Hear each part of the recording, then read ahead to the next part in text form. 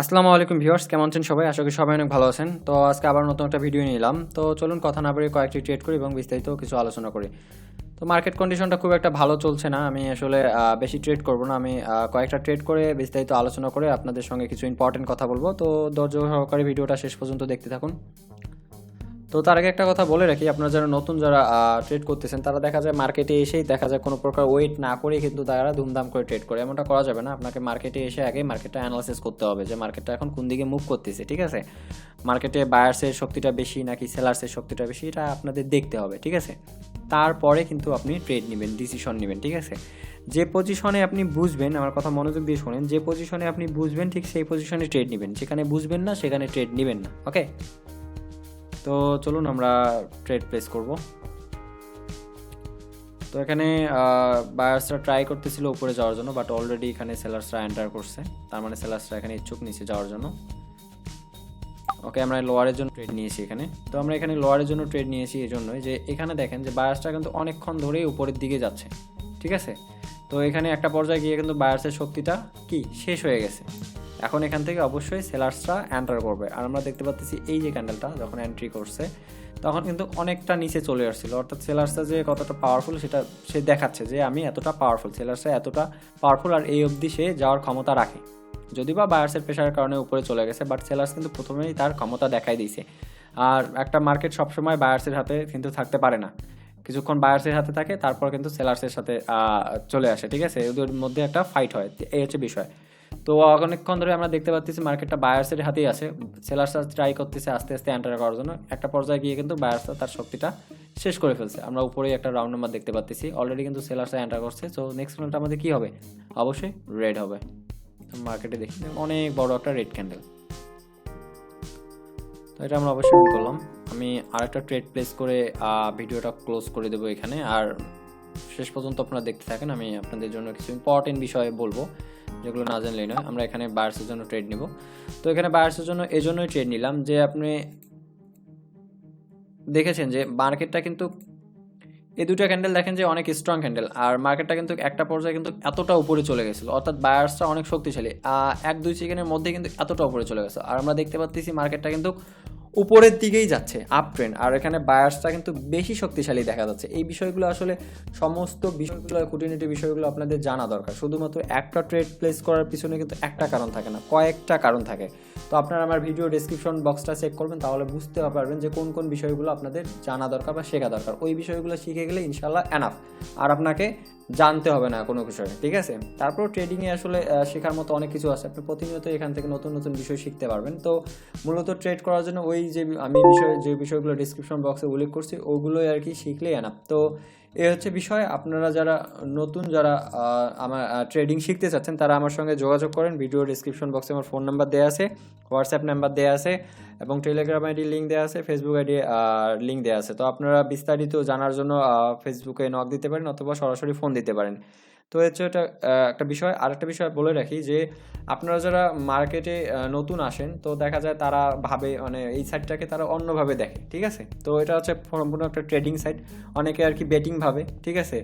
আর অনেকে দেখা যায় ইউটিউবে অনেক ভিডিও আছে, এখানে যে হিউজ পরিমাণ ইন্ডিকেটর আছে, এখানে হিউজ পরিমাণ আছে, বলেঞ্জার ব্যান্ড আছে, ঠিক আছে, moving average, fractal, MACD.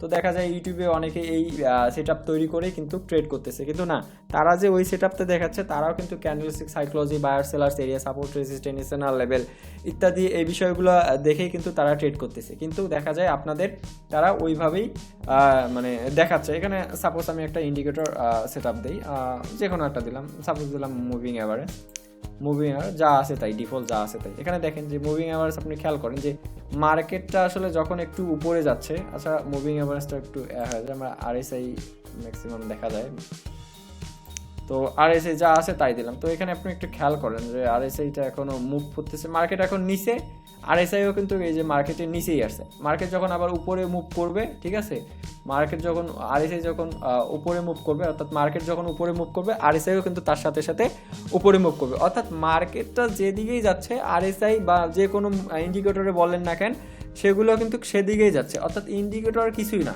Indicator nothing, indicator আসলে কিছুই না। ইন্ডিকেটর আপনাকে জাস্ট লস করা দেখাবে, কিন্তু আপনার যে ক্যান্ডেলস্টিক যে সাইকোলজি, ক্যান্ডেলস্টিক যে বায়ার্স অ্যান্ড সেলার্সের যে প্রেশার, কেন হুট করে একটা ক্যান্ডেল হুট করে কেন উপরে এতটা উপরে যাচ্ছে, কেন এতটা নিচে নেমে যাচ্ছে, ঠিক আছে, এই যে আপার শ্যাডো লোয়ার শ্যাডো, এগুলো আপনাকে কি বোঝাচ্ছে? প্রত্যেকটা ক্যান্ডেল যখন তৈরি হয়, আমার কথাগুলো মনোযোগ দিয়ে শোনেন, প্রত্যেকটা ক্যান্ডেল যখন তৈরি হয় ওই ক্যান্ডেলটা ক্লোজ হওয়ার সাথে সাথেই কিন্তু আপনাকে একটা ইন্ডিকেট দিয়ে যায় যে পরের ক্যান্ডেলটা কী হবে, how to predict next candle, ঠিক আছে।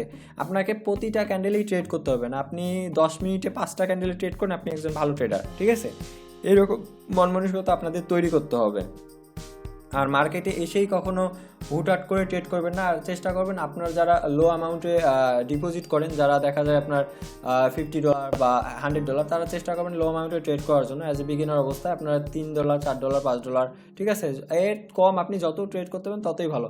যখন আপনার কনফিডেন্স লেভেলটা অনেক ভালো হয়ে যাবে, ঠিক আছে, যখন আপনি বুঝতে পারবেন যে হ্যাঁ আমার কনফিডেন্স লেভেলটা অনেকটা ভালো হয়ে গেছে, সেক্ষেত্রে আপনি কী করবেন, যে তখন আপনার ইচ্ছা মতো আপনি বুঝে শুনে ট্রেড নিতে পারেন। তারপর আপনাকে মানি ম্যানেজমেন্ট ফলো করতে হবে। আপনি ট্রেডিংয়ে নাথিং ইজ 100%, এটা মাথায় রাখতে হবে, ঠিক আছে। যদি কেউ বলে 100%, তাহলে বুঝবেন সেই দেখা যাচ্ছে ওই নিজেই কিছু জানে না। ট্রেডিংয়ে নাথিং ইজ 100%। আপনি 10টা ট্রেড নিলেন, 9টা উইন করবেন, ঠিক আছে, তাহলে আপনি একজন ভালো ট্রেডার, ঠিক আছে।